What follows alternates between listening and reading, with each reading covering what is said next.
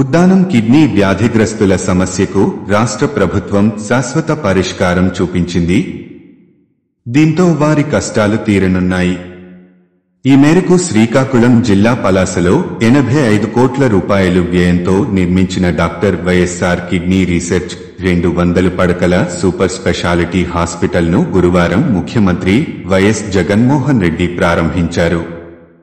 అలాగే 700 కోట్ల రూపాయలు వ్యయంతో నిర్మించిన వైఎస్ఆర్ సుజలధార ప్రాజెక్టును ప్రారంభించి జాతికి అంకితం చేశారు.